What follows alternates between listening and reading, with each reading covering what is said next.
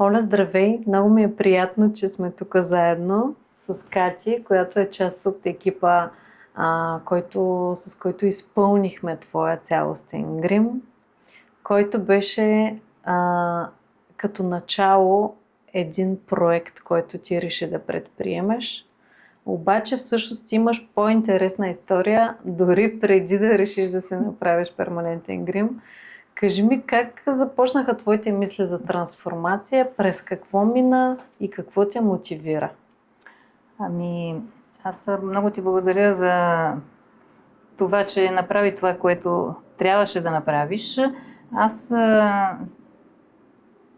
Моята идея за трансформацията относно перманентния грим не съм имала в предвид от начало.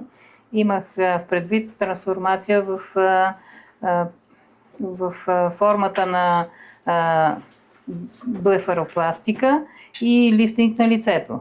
Подарих си подобни неща в Турция началото на тази година за моя рожден ден, януари месец.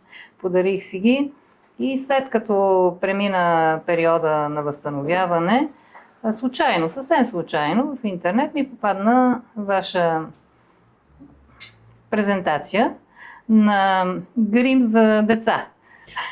И аз имам внучки, които бех решила да ги записвам за онлайн, да се учат как да се гримират. Обаче в последствие от вашето портфолио разбирам, че правите и перманентен грим. След това вече влязох в същността на перманентния грим, за какво става реч по принцип. Хареса ми идеята и тогава се свързах с вас по телефона, за да видим какво може да направим след моята трансформация първоначална. Да довършиме трансформацията.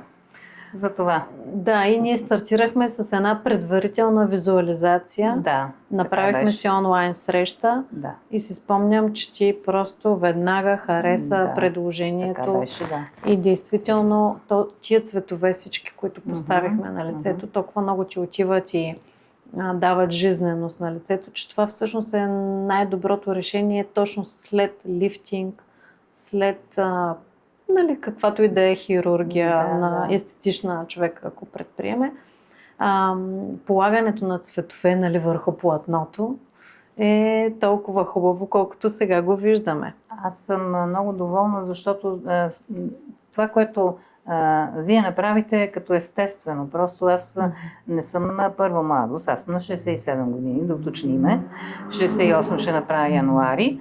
Това означава, че аз не искам да изглеждам неестествена и кукленска, или както и там има различно изглеждащи момичета по принцип. И това, което направихте, е наистина абсолютно естествено и много съм доволна.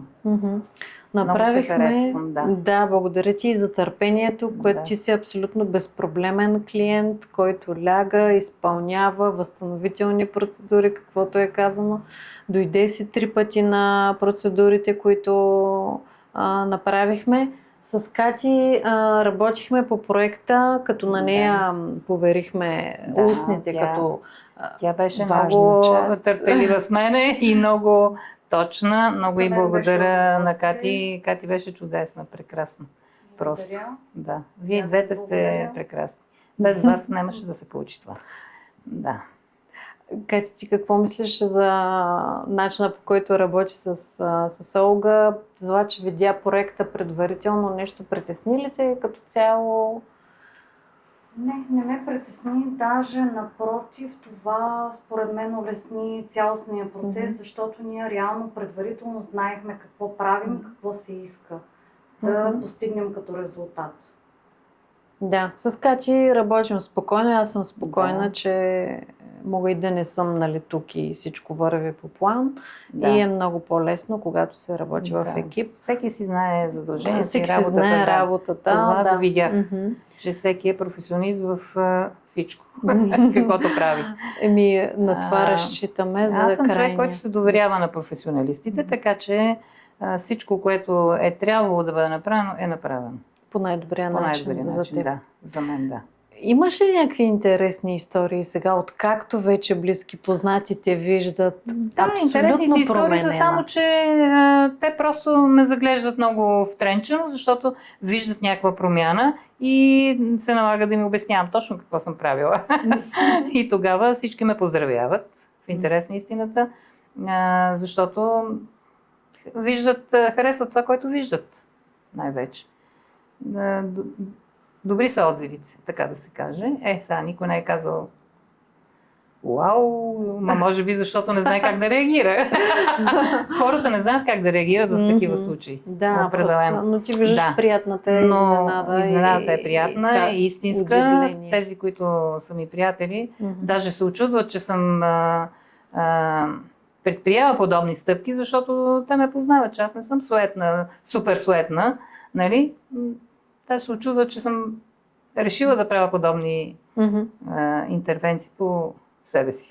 А как си обясняваш, нали, всъщност това за себе си, като не си суетна, а всъщност предприе неща, които са доста смели като решения? Ами аз работя с много хора, с клиенти и на тези години реших да изглежда малко по-добре сред тях. И за това най-вече, защото трябва да изглеждам добре, когато представяш един продукт. Как се чувстваше преди това и спрямо сега как се чувстваш? Ами по-уверена съм, със самочувствие, самоопределена. Самочувствие. Да, определено. Отразява ли се на рутината ти, така от сутрин, примерно като станеш, как ти минава деня спрямо преди, да кажем? Минава ми така, че като се погледна в огледалото, виждам, че изглеждам перфектно и ставам и почвам да работя. Започвам да работя. Да, супер, да. Така че нямам притеснение от това как ще изглеждам днес. Да, всичко вече е дадено, така се събуждаш. И всичко е точно, да. Наистина. Сега, гледайки те, аз също не мога да повярвам, че всичко това е направено. Аз се радвам, че гледайки професионално вие двете, виждате промяната първо път, когато направихме снимките и професионалното ви виждане е добро, което за мен означава наистина още по-високо стъпало от това, което аз се виждам. Да, и изглеждам. Аз се харесвам как изглеждам, и професионалният ви поглед ме кара да си мисля, че наистина изглеждам много добре. Наистина. Това е наистина така. За мен, разбира се, всеки един човек по някакъв начин носи предизвикателство и да го погледнеш по индивидуален начин, да рискуваш с нещо специфично, специално за този човек. И затова за мен това е един вид такова творчество и творчески проект, който е осъществен, който самата реализация безкрайно ме радва. Така е, но вие имате усета и чувството докъде да стигнете в една трансформация, да не прекалите, но дори не само да не прекалите, а и да не дадете минималното нещо, което да трябва още нещо малко. Нали? Но вашия професионализъм е удивителен. Това, което казваме, ме впечатли и нещо, което ми хрумва сега, с което може да завършим, е, че всъщност грима не трябва да е много, а трябва да е достатъчно. Точно така. И всъщност ти олицетворяваш като краен резултат. Точно. Мисля, че постигнахме това, което трябва. Достатъчно точно за теб. Да. Благодаря за времето отделено още веднъж. Мисля, че много добре се получи. Ако има някой, който да благодари, това съм аз и на двете ви. Уникални сте. Много ви благодаря. Супер, много благодаря. Ние благодарим, много благодаря, че не се доверихте. Да, благодаря ти, Кати. За мен беше истинско удоволствие. За мен е чест, че ви познавам. Отново. Супер.